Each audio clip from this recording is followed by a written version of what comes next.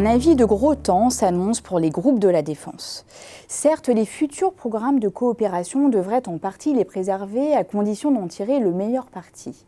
Un nouvel élan a en effet été donné à la coopération européenne en matière d'armement avec le lancement effectif de la coopération structurée permanente ou CSP, puis début 2019 du FEDEF ou Fonds européen de défense.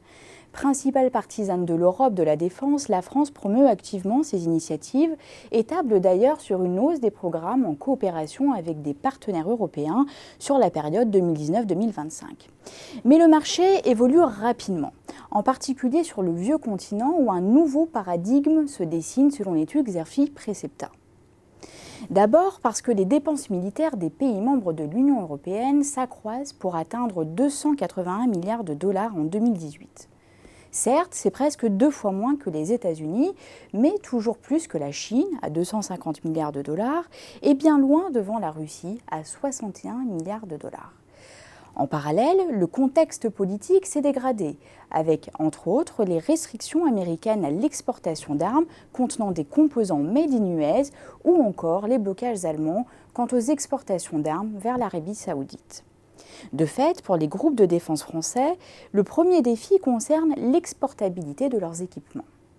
L'autre défi de taille concerne la gestion des dommages collatéraux liés au Brexit.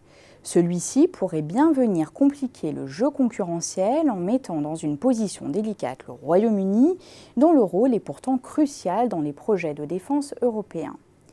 Si la France ne s'oppose pas à la participation des Britanniques dans les futurs projets européens d'armement, celle-ci ne pourra être en revanche qu'exceptionnelle afin de ne pas ouvrir grand la porte à d'autres pays, en premier lieu aux États-Unis.